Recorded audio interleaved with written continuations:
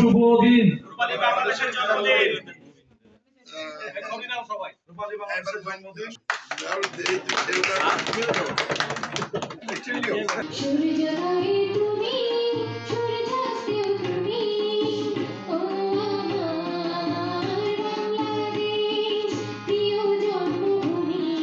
এটা তো দরকার ছিল না ভাই। ভোটটা হচ্ছে, ভোটের আগেই যেগুলো কি বলে, ভোট নিয়েই তো তাদের এখনো বিতর্কিত করতে চায়। তাহলে আগের আমলের মতোই তো কেউ কেউ মনে করে, আমি যারা মনে করি শুনছি সাম্প্রতিককালে কে ভোট কাটবে কাটবে ও কাটবে। আরে ভাই, এখন তো সেনাবাহিনী থাকবে, আপনি বলেন না তাকে, সশস্ত্র বাহিনীকে বলেন নিরপেক্ষ ভোট করতে হবে। ভোট সে যত শক্তিশালী হোক, ভোট হবে অবাধ সুষ্ঠু নিরপেক্ষ নির্বাচন, যেটা 91 সালে এরশাদ পতনের পর আমরা করেছিলাম। আমি সেদিনও বলেছি, এরশাদ পতনের পর আমি সেদিনও গুলিবিদ্ধ হয়েছিলাম। মাত্র 7 দিনের মাথায় আমি গুলিবিদ্ধ হওয়া এবং আমার আহতের পরে ম্যাডাম তাদেরকে বহিষ্কার করার পরে যুদ্ধ হয়ে মাত্র 7 দিন এর সাথে পতন হয়েছিল। সেই পতনের ইতিহাসগুলো আমরা দেখেছি। তখন তো দুই নেত্রী একসাথে গিয়ে নির্বাচনের পরে সংসদ পার্লামেন্ট যেই হোক বলেছিল যে আমরা কমিটমেন্ট করেছিল সভাপতি সাহেবের কাছে, বিচারপতি সভাপতির দায়িত্ব নিয়েছিল। দেখেন ইতিহাসগুলো যদি না শেখেন, কি ছিল, এর সাথে পতন হলো। পতন হওয়ার পর বলেন কার কাছে ক্ষমতা দেবো? শাহ মুয়াজ্জেম সাহেব পরবর্তীতে বিএনপিতে আসলেন, তিনি বলেন কি ক্ষমতা কি জির হাতে তুলে দেবো? তখন তিনি স্থানীয় সরকার মন্ত্রী ছিলেন, জাতীয় পার্টির মহাসচিব ছিলেন। তারপরের দিন এরশাদ, একদিন পরে যখন আন্দোলন তুঙ্গে, চলো আমি যদিও তখন এবার যখন জেলে ছিলাম, তখন আমি ওই 24 তারিখে আহত হয়ে গুলিবিদ্ধ হয়ে হসপিটালে ছিলাম, হসপিটাল থেকে পালিয়ে গেলাম।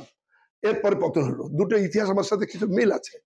তো যেটা বলছিলাম, শাহাবুদ্দিন সাহেব বললেন যে আমি কিন্তু রাষ্ট্রপতি থাকবো না, আমি আমি আমি এটা নির্বাচন হতে হবে এবং যা বলতে হবে সেটা মানিয়ে চলতে হবে। ওই রাষ্ট্রপতি তখন শাহাবুদ্দিন সাহেব ক্ষমতা নেন কার কাছে জানেন আপনারা? আপনি কেউ জানেন শাহাবুদ্দিন সাহেব কিভাবে ক্ষমতা হস্তান্তর হলো? অবশ্যই সংবিধানকে মেনে চলতে হয়েছে। আমরা বিপ্লব করতে পারি, কিন্তু আমাদের সীমানা কিন্তু ছাত্র, আমাদের সীমারেখা আছে। আমরা দিয়েছিলাম বড় দলের কাছে, তোমরা এবার ভোট করো, কিন্তু আমরা কেউ বলিনি যে আমরা এইভাবে চলতে হবে, ওইভাবে চলতে হবে, এটা দখল করতে হবে, ওইগুলো দখল করতে হবে বলিনি। যাই হোক, শাহাবুদ্দিন সাহেব তখন কি হলো, রাষ্ট্রপতি এরশাদ সাহেব ক্ষমতা ছাড়লেন উপরাষ্ট্রপতির কাছে। উপরাষ্ট্রপতি হলেন ভারপ্রাপ্ত রাষ্ট্রপতি, ভারপ্রাপ্ত রাষ্ট্রপতির কাছে দায়িত্ব নিলেন শাহাবুদ্দিন সাহেব।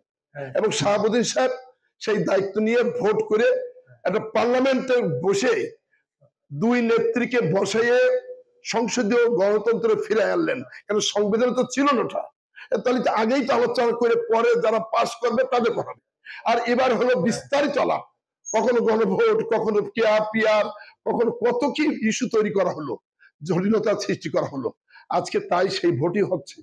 যাই হোক, তখন বিচারপতি শাহাবুদ্দিন সাহেব সংসদে প্রথম পার্লামেন্টের পরেই এই সংশোধনী করে পার্লামেন্ট সিস্টেম থেকে সংসদীয় গণতন্ত্র আজকে প্রতিষ্ঠিত করেছেন।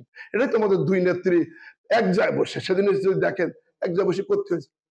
তখন তার ধারণা ছিল যে আমরা বিএনপি কোনো সিট পাবে না, রাত যত হয়েছে তত বিএনপি ক্ষমতা আসছে।